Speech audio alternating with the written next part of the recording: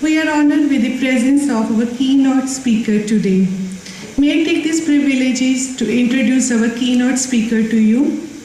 Our keynote speaker, Dr.S.J.S Flora, scientist, ex-head Division of Pharmacology, Toxicology and Regulatory Toxicology at Defense Research and Development Establishment, Gwalior. And he got his PhD in 1985 from Industrial Toxicology Research Center, Lucknow, India. And he was a postdoctoral research associate at Utah State University, USA.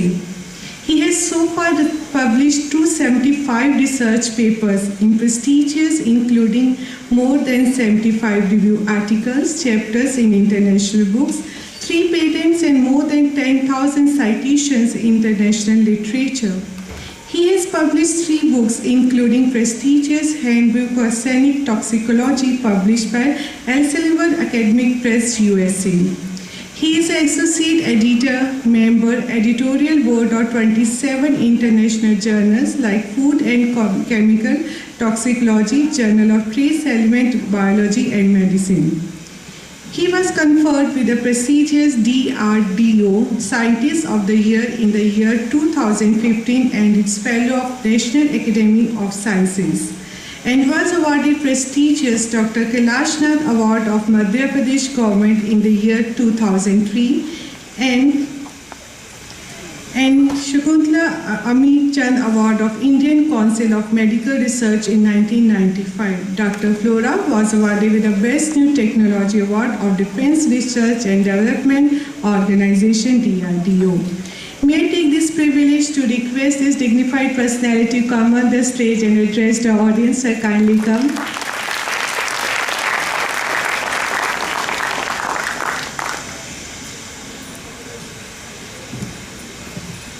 Adharani Katur sir, Vice Chancellor sir, or other dignitaries on the dais and off the dais, and pyare bachcho.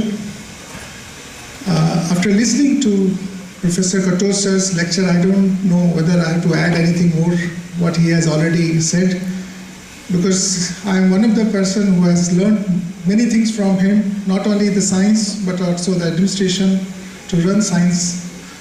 And whatever little bit I have to my credit, I think I owe everything to the people like Dr. Katur and few others.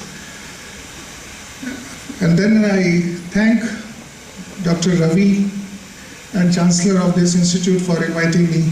Perhaps many of you don't know that Ravi is one person that I always regret not having as my student. He contacted me about 10-12 years back, but somehow because of some administrative problems, I just could not have him as one of my PhD student at DRD. So my loss was somebody else's gain, and I am so happy to see Ravi doing very well at this university, and I'm sure his experience and whatever he has gained in his life will be useful for this university. And to be honest with you, it's really an honor to be at this institute, because I recall my own experiences. When I was doing my master's, there were very less facilities, there were very less infrastructure at that time, and we used to run from one university to another institute or universities for getting some. But I'm thankful that the Chancellor has provided you one of the best facilities. I think this is one of the best university I have been, and I can only say that you all should feel proud to be part of this institute. And unless and until that crowd is there with you, it's very difficult to contribute a little bit for this university. Always keep it in your mind, it's not the university or the Vice Chancellor or the faculty who will make you great. It's you who will make this university great. So keep that in mind, that it is your deeds which will take this university to the greater heights.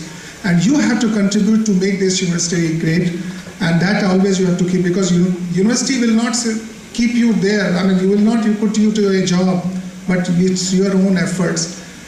Well, I thank the organizers again for my biodata, but as I always say, this biodata is always misleading because it never conveys what actually one has gone through, and it only conveys 10% of the whole experience you have.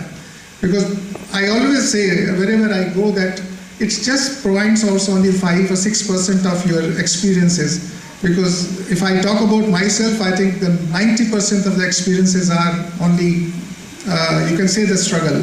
And perhaps there should be an indication in the biodata that what struggle a person has gone through. So that is exactly what I say, that perhaps you might be thinking that I have published 275 papers, I have developed a drug, I have done this. But what are the phases? Perhaps that is what I think I will be talking about in my keynote address, because the title which I have given in my lecture is Journey from Lab to the Clinic. And in maybe 45 minutes or so, I'll try to convey that what a person has to go through it. It's not a very easy going. I mean, I should be very honest with you. And Katosh sir already has given a little bit of hint. It's not a very smooth sailing if you choose science as your subject. And particularly if you talk about medicine or health, things are very, very difficult, to be honest with you. And there are factors which doesn't allow you to work, or it doesn't, if at all it allows you to work, perhaps chances of success are very difficult. But I don't want to discourage you to take science or for health as your profession, because one thing which will keep you always on the right track, come what may, what will be the problems, that is what I have ever had in my mind is your passion. This word has given me everything, and I still remember the words which Dr. Katosh many times have said that, oh, you might have attained the age of 60, but I can see the passion in you. Still that passion is there, and I think that passion will not subside even for the next 10 years. I still feel that yes, there are many things which are still left. So there were odds, I mean, I must be honest, and odds started at my very early stages. I could not get an admission in biochemistry. At that time, biochemistry, I think it was one of the subjects which was there only in 4 or 5 universities, UP. Lucknow, BHU, AMU and Allahabad University, I think these are the 3-4 universities at that time. So, and there were only 10 seats at that time. Now you go around and you will find biochemistry, biotechnology everywhere. So I could not get admission, but my passion was there that I want to do biochemistry as one of my subjects for PhD.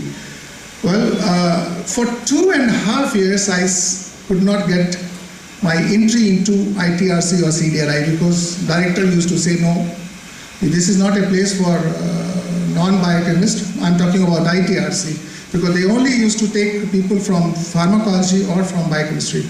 And since I had organic chemistry as a subject, so I could not. 2.5 years I said, no matter, I will not give up. So what I need to say, even after that, there were struggles, because I don't want to blame anyone, rather administration or director or many other people, because they have their own problems, limitations. But the time came, I started working on a drug about 22 years back, and there were odds, because one administrator will come, he said, oh, what you are doing? Nothing, just stop this work. So 5 years he will be there, he will say that, okay, stop that work. But if the passion was there, even to be honest, for 5 years, there was a time when I never given up that work. I used to do it without telling my administration that what I'm doing. Because being in DRDO, you have many other commitments, many other work other than what you are doing. So, and the priority changes with the a new person comes and with a new mind setup. So those odds are there, and one thing which will keep you going is your passion. If that passion is there, and then the 3 things I think I am always being told, Ravi will always vouch for it, that I have been always branded as a very hard taskmaster. But hard taskmaster is nothing which I have inherited from people like Professor Katosh and my own professor, from whom I got my degree, PhD and what qualifications, whatever I am now. 3 things which he told me, that these are 3 Ds, keep in your mind: devotion, dedication and discipline. And perhaps I always kept this in mind, that if these 3 things, 3 Ds are with you, you have to, wake up in the morning and start thinking about what you have to do. So, and these 3 Ds will lead to your passion. And if that passion is there, I think I always urge to youngsters that go for health, or go for biotechnology, go for biochemistry, or go for medicine, go for a drug development work. If you have, you have to evaluate yourself. Do you have that passion with you? And passion, nobody will come with a parameter or with a thermometer that, oh, you have 95% of passion. No, it's you have to evaluate. Yes, tomorrow things may not be as rosy, may not be smooth as you perhaps may be expecting. But if that passion is there, it will keep you from all the odds. And when I talk about my own passion and whatever I have done, little bit to contribute to the society, you will appreciate that yes, there were many odds, and whatever Violeta she has talked about perhaps is not a true reflection of what actually I have gone through in 35 years of my own research work. Perhaps if I can motivate even one or two students, I think my visit to this great institute, great university will be fulfilled. And I think I don't expect that all the 100% students should opt for science, because again, since drug development has been one of my own subject, I always urge that this is one subject which has been totally neglected, and you will appreciate there are only handful of new drugs. When we talk about new drugs, means investigational new drugs, and these are very few. And I still remember, again I'm quoting Professor Katoch for the reason because he was in the committee when my drug was being evaluated, and I still remember those words. These words actually adds to your passion. And he said that we should congratulate him for coming out with a drug from a government institution. So there are very few government institutions from where drugs have come, a new drug has come, but it can come. But only thing is that we do need only those students who feel that yes, I mean, I still remember my own time when we used to only talk about fellowship. We never used to talk about the new terminology which perhaps has come, package.